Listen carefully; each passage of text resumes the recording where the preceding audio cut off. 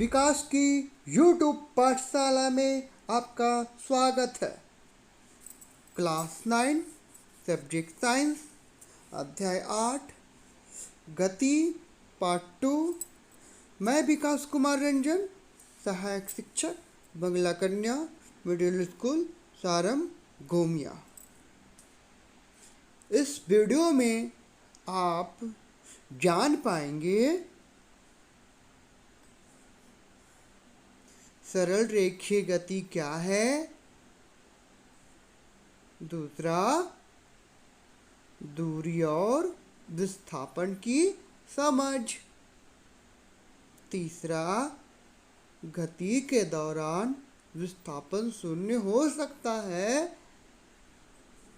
परंतु तय की गई दूरी शून्य नहीं होगी की समझ। कल्पना कीजिए बच्चों, आपको नई जगह जाना हो और संयोगवश आपके पास ना मोबाइल हो ना ही किसी तरह का मार्गदर्शन हो, तो आप स्वाभाविक है कि आप उस जगह जाने के लिए उस जगह के नाम को पता करेंगे, स्थान के नाम को पता करेंगे, लोगों से पूछते पूछते जाएंगे। ये भी हो सकता है कि आपको कोई बताया और आप उस जगह से ज़्यादा दूरी भी तय करना पड़ जाए, तो इस तरह की घटनाएं हो सकती हैं। लेकिन जब आप उस जगह से पूरी तरह से परिचित हो जाते हैं तब क्या होता है, तब आप ये होता है कि आप उस जगह को जानने के लिए न्यूनतम दूरी की खोज कर लेते हैं और आप शॉर्ट डिस्टेंस छोटी दूरी का तय करने लगते हैं। तो बच्चों, मैंने दो शब्दों का प्रयोग किया है एक स्थान जाने के लिए कि आप लंबी दूरी तय करते हैं और न्यूनतम दूरी तय करते हैं। तो बच्चों, ये साइंस में इस शब्द का काफ़ी महत्व है। आप अगर इस शब्द को अच्छे तरीके से समझ जाते हैं तो कुल दूरी और विस्थापन जो आगे हमारे वीडियो के आगे के भाग को समझने में मदद करने वाला है, जो हमारा भाग आज जो हम पढ़ रहे हैं गति, उसमें ये काफ़ी समझने में हमें सहायता करेगा। तो आइए बच्चों, इसको और इन सभी कहानियों को और विस्तार से पढ़ते हैं किताब में। गति का सबसे साधारण प्रकार सरल रेखीय गति है। हमें सबसे पहले एक उदाहरण के द्वारा इसे व्यक्त करना सीखना होगा। माना कोई वस्तु सरल रेखीय पथ पर गतिमान है। वस्तु अपनी गति बिंदु O से प्रारंभ करती है, जिसे निर्देश बिंदु माना जा सकता है। निर्देश बिंदु का मतलब होता है बच्चों मूल बिंदु जहाँ से कोई वस्तु चलना प्रारंभ करती है। माना कि भिन्न भिन्न क्षणों में A, B और C वस्तुओं की स्थितियों को प्रदर्शित करते हैं। पहले यह C और B से गुजरती है तथा A पर पहुंचती है। इसके पश्चात यह उसी पथ पर लौटती है और B से गुजरते हुए C तक पहुंचती है। वस्तु के द्वारा तय की गई कुल दूरी OA प्लस AC है, अर्थात 60 किलोमीटर प्लस 35 किलोमीटर बराबर 95 किलोमीटर, मतलब 60 किलोमीटर प्लस 35 किलोमीटर बराबर 95 किलोमीटर। यह वस्तु के द्वारा तय की गई दूरी है। किसी वस्तु की दूरी को निर्धारित करने के लिए हमें केवल अंकीय मान की आवश्यकता होती है, न कि गति की दिशा की। बच्चों, यहाँ पर कुछ इशारा है सदिश राशि और अदिश राशि। तो मुझे आशा होगी कि आप सदिश राशि और अदिश राशि से परिचित होंगे। तो आगे बढ़ते हैं। कुछ ऐसी राशियाँ होती हैं जिन्हें केवल उनके अंकीय मान द्वारा व्यक्त किया जा सकता है। किसी भौतिक राशि का अंकीय मान उसका परिमाण है। तो बच्चों ये जो कुल जो पूरा का पूरा टोटल जो परिमाण होगा तो ये दूरी बताएगा। और मैं आगे बता रहा हूँ कि दूरी और विस्थापन क्या है, मैं इसको अच्छे से समझा रहा हूँ।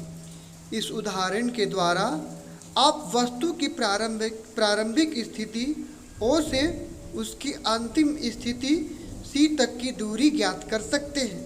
यह दूरी आपको A से गुजरते हुए O से C तक के विस्थापन का अंकीय मान देगा। वस्तु की प्रारंभिक व अंतिम स्थिति के बीच की न्यूनतम दूरी को वस्तु का विस्थापन कहते हैं। तो मैं किताब के शब्दों को यहीं पर रोक रहा हूँ और मैं थोड़ा अच्छे से विस्तार से वर्णन कर रहा हूँ। कुल दूरी और विस्थापन, दूरी और विस्थापन में क्या अंतर है उसको संक्षिप्त में आपको परिचय कराता हूँ। उसके बाद किताबों के शब्दों के साथ मैं आगे बढ़ूँगा। मान लेते हैं कि कोई आदमी A से B और B से C जाता है, तो अगर पूछा जाए कि उसने कितनी कुल दूरी तय की तो हम लोग साफ तौर पे उस दूरी को जोड़ देंगे। 3 + 4 = 7। मतलब जैसे जैसे वस्तु जिधर जिधर जाती है उसके द्वारा तय की गई दूरी को हम लोग जोड़ते जाते हैं, तो यही कुल दूरी होती है। लेकिन बच्चों विस्थापन कुछ अलग होता है। तो आइए जानते हैं कि विस्थापन क्या होता है। तो विस्थापन को हम लोग इंग्लिश में डिस्प्लेसमेंट कहते हैं। तो किसी वस्तु द्वारा अपनी प्रारंभिक स्थिति व अंतिम स्थिति के मध्य की सबसे कम दूरी वाले पथ की लंबाई को विस्थापन कहते हैं। जो अगर हमें इस घर में जल्दी पहुंचना हो तो हम सबसे न्यूनतम दूरी वाले रास्ते को तय करेंगे। और बच्चों यहाँ सबसे न्यूनतम दूरी AC है। इसकी दूरी कैसे निकाली जाती है आइए हम सभी देखते हैं।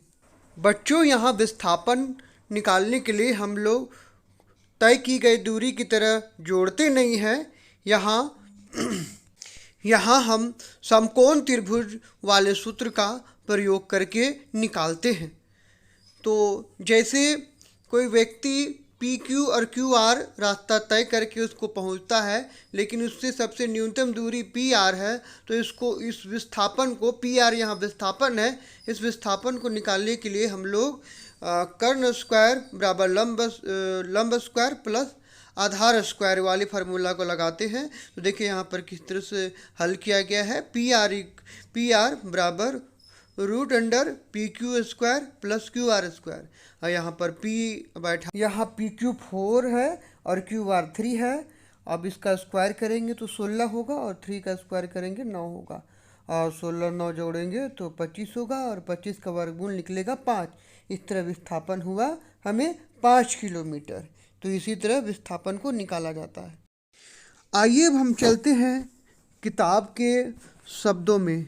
तो बोलता है क्या विस्थापन का परिमाण वस्तु के द्वारा तय की गई दूरी के बराबर हो सकता है? चित्र 8.1 में दिए गए उदाहरण को ले। O से A तक की वस्तु की गति के लिए तय की गई दूरी 60 किलोमीटर है तथा विस्थापन का भी परिमाण 60 किलोमीटर है। O से A तक पुनः B का गति के दौरान तय की गई दूरी 60 किलोमीटर + 25 किलोमीटर बराबर 85 किलोमीटर।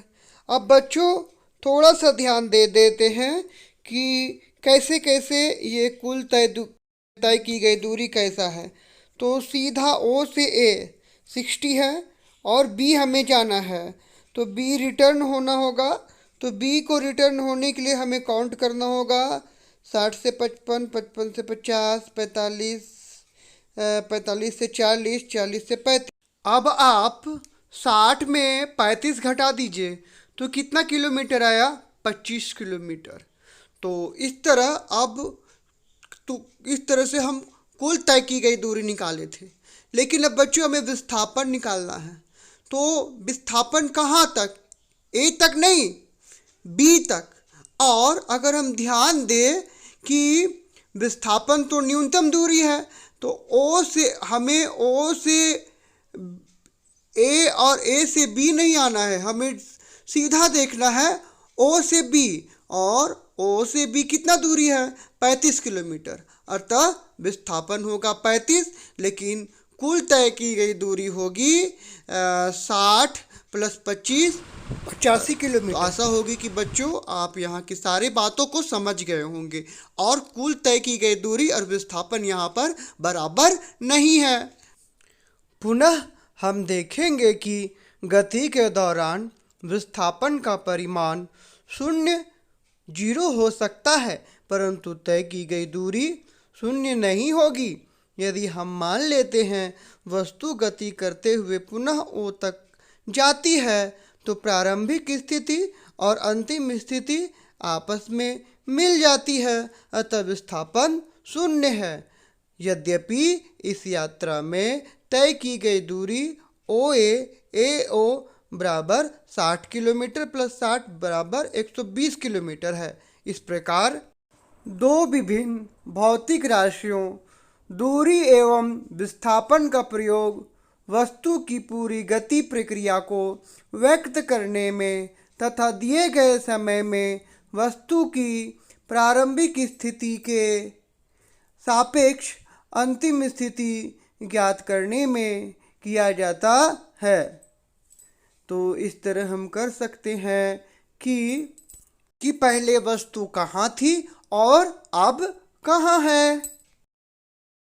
और इसी तरह बच्चों आप अपने घर से विद्यालय और विद्यालय से घर चले जाते हैं। तो आज के लिए इतना ही बच्चों, इस वीडियो में इतना ही, और हम अगले वीडियो में क्रियाकलाप 8.3 8.4 को विस्तार से समझते हुए और आगे बढ़ेंगे और आगे के प्रश्न उत्तर को भी हम प्रश्न 1, 2, 3 को अगले वीडियो में हल करना सीखेंगे।